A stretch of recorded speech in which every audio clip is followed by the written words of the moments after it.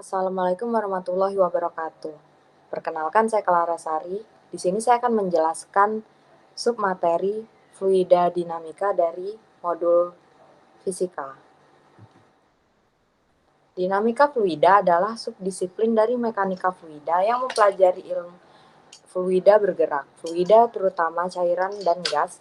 Penyelesaian dari masalah dinamika fluida biasanya melibatkan perhitungan banyak properti dari fluida, seperti kecepatan, tekanan, kepadatan, dan suhu, sebagai fungsi ruang dan waktu. Fluida atau zat alir atau zat cair adalah subhimpunan dari fase benda termasuk cairan, gas, plasma, dan padat plastik. Fluida memiliki sifat tidak menolak terhadap perubahan bentuk dan kemampuan untuk mengalir. Ciri-ciri fluida dinamis diantaranya yang pertama, tidak kompresibel. Jika diberi tekanan, maka volumenya tidak berubah. Lalu yang kedua, tidak mengalami gesekan. Jadi saat mengalir, gesekan fluida dengan dinding dapat diabaikan. Yang ketiga, aliran stasioner, di mana tiap paket fluida mempunyai arah aliran tertentu dan tidak terjadi turbulensi atau pusaran-pusaran. Lalu yang terakhir, alirannya tunak. Aliran fluida mempunyai kecepatan yang konstan terhadap waktu. Jenis-jenis aliran fluida diantaranya ialah aliran laminer, yaitu aliran di mana paket fluida meluncur bersama dengan paket fluida di sebelahnya. Tiap jalur paket fluida tidak berseberangan dengan jalur lainnya. Aliran laminer ialah aliran ideal yang terjadi pada aliran fluida pada kecepatan rendah. Aliran turbulen adalah aliran di mana paket fluida tidak meluncur bersamaan dengan paket fluida di sebelahnya. Tiap lajur paket fluida bisa berseberangan dengan jalur lainnya. Aliran turbulen ditandai adanya pusaran-pusaran air atau vortex atau turbulen dan terjadi andai kecepatan alirannya tinggi. Di samping sebelah kanan ini merupakan contoh simulasi dari aliran turbulen dan laminar. Berikut ialah gambar ilustrasi dari aliran, di mana percobaan ini pada pipa yang dialiri oleh air, lalu diberi zat pewarna untuk mengetahui jenis alirannya. Pada gambar di sebelah kanan atas merupakan gambar aliran laminar. Terlihat dia tidak berseberangan dengan aliran lainnya. Lalu ada aliran transisi, di mana aliran transisi ini terjadi akibat perpindahan aliran laminar ke aliran turbulen atau aliran turbulen ke aliran laminar. Lalu di bawahnya ada aliran turbulen. Macam-macam rumus fluida dinamis, diantaranya debit sama dengan volume per waktu, atau luas dikali kecepatan. Persamaan kontinuitas ialah persamaan yang menghubungkan kecepatan fluida dari satu tempat ke tempat yang lain, atau dirumuskan sebagai Q1 sama dengan Q2 atau AV1 sama dengan AV2. Persamaan Bernoulli. Hukum Bernoulli ialah hukum yang berlandaskan pada hukum kekekalan energi yang dialami pada aliran fluida. Hukum ini menyatakan bahwasannya jumlah tekanan, energi kinetik per satuan volume dan energi potensial per satuan volume mempunyai nilai yang sama pada setiap titik sepanjang suatu garis arus. Masih pada penjelasan persamaan Bernoulli, dilihat dari gambar, maka diperoleh persamaan P1 sama dengan setengah rho V kuadrat ditambah rho GH sama dengan konstan. Atau sama dengan P1 ditambah setengah PV1 kuadrat ditambah rho GH1 sama dengan P2 ditambah setengah rho V2 kuadrat ditambah rho GH kuadrat. Lalu ada penerapan hukum Bernoulli, diantaranya ialah teorema Torricelli. Fenomena air yang menyembur keluar dari lubang penyimpanan tangki dinamakan dengan teorema Torricelli. Besar energi kinetik air yang menyembur keluar dari lubang tangki air sama dengan besar energi potensialnya. V sama dengan akar 2GH. Lalu X sama dengan 2 akar H kecil dikali H besar, di mana H kecil merupakan jarak permukaan cairan ke lubang bocor, lalu H besar jarak tempat jatuh air ke lubang bocor. Lalu T sama dengan akar 2 dikali jarak tempat jatuh air ke lubang bocor dibagi jarak permukaan cairan ke lubang bocor. Lalu penerapan hukum Bernoulli juga diterapkan pada pesawat terbang. Gaya angkat pesawat terbang bukan mesin, tetapi pesawat bisa terbang karena memanfaatkan hukum Bernoulli yang membuat laju aliran udara tepat di bawah sayap.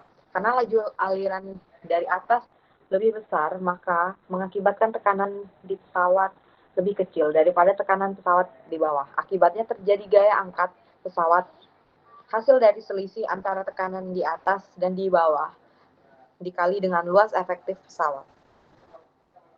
Pada sayap pesawat terbang, pembahasan gaya angkat pada sayap pesawat terbang dengan menggunakan persamaan Bernoulli dianggap bentuk sayap pesawat terbang sedemikian rupa pada gambar di sini, sehingga garis arus aliran udara yang melalui sayap adalah tetap atau streamline. Dari persamaan Bernoulli kita dapatkan hasil V1 sama dengan setengah rho V1 kuadrat ditambah rho GH1 sama dengan P2 ditambah setengah rho V kuadrat ditambah rho GH2. Ketinggian kedua sayap dapat dianggap sama atau H1 sama dengan H2, sehingga rho GH1 sama dengan rho GH2. Dan persamaan di atas dapat ditulis P1 sama dengan setengah rho V kuadrat sama dengan P2 ditambah setengah rho V kuadrat. Atau P1 dikurang P2 sama dengan setengah rho V kuadrat 2 kuadrat dikurang setengah rho V1 kuadrat. Atau P1 dikurang P2 sama dengan setengah R dikali V2 kuadrat dikurang V1 kuadrat. Dari persamaan tersebut dapat dilihat bahwa V2 lebih besar dari V1. Kita dapatkan P1 lebih besar dari P2 untuk luas penampang sayap F1 sama dengan P1 dikali A dan V2 sama dengan P2 dikali A. Dan kita dapatkan bahwa V1 lebih besar dari V2. Beda gaya pada bagian bawah dan bagian atas ialah F1 dikurang F2 menghasilkan gaya angkat pada pesawat terbang. Jadi gaya angkat pesawat terbang dirumuskan sebagai V1 dikurang maksud saya F1 dikurang F2 sama dengan setengah rho dikali A sama dikali V2 kuadrat dikurang V1 kuadrat, di mana rho merupakan massa jenis udara. Penerapan hukum Bernoulli juga diterapkan pada penyemprotan parfum dan obat nyamuk.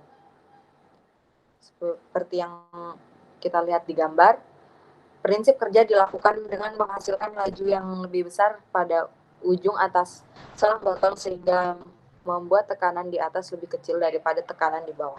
Akibatnya, cairan dalam wadah tersebut tersedot ke atas selang dan lama-kelamaan akan menyembur keluar. Penerapan hukum Bernoulli juga diterapkan pada efek Venturi. Selain teorema Torricelli, persamaan Bernoulli juga bisa diterapkan pada kasus khusus lain, yakni ketika fluida mengalir dalam bagian pipa yang ketinggiannya hampir sama atau perbedaan ketinggiannya kecil. Untuk memahami penjelasan ini, amati gambar di bawah.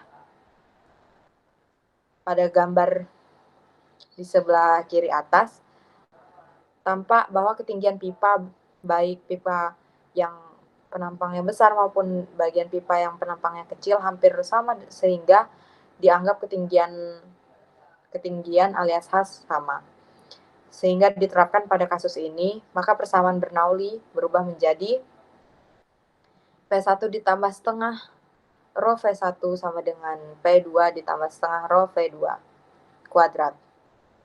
Sehingga fluida melewati bagian pipa yang penampangnya kecil, maka laju fluida bertambah.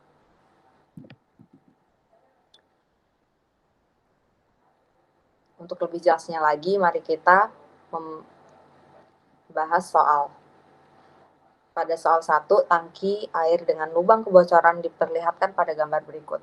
Jarak lubang ke tanah adalah 10 meter dan jarak lubang ke permukaan air adalah 3,2 meter. Maka tentukan kecepatan keluarnya air. B. Jarak mendatar terjatuh yang dicapai air.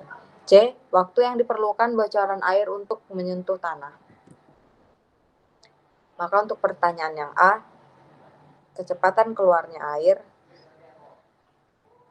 kita menggunakan rumus V sama dengan akar 2 dikali G dikali H.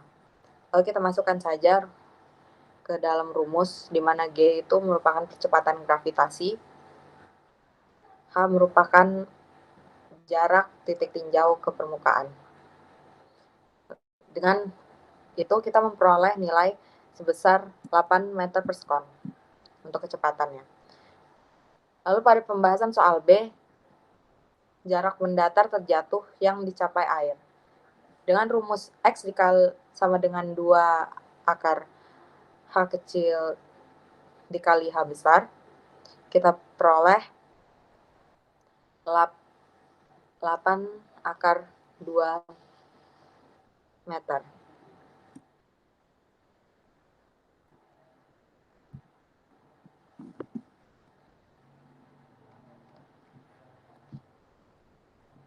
Berikut penjelasan dari saya. Saya akhiri. Wabillahi taufiq wal hidayah. Wassalamualaikum warahmatullahi wabarakatuh.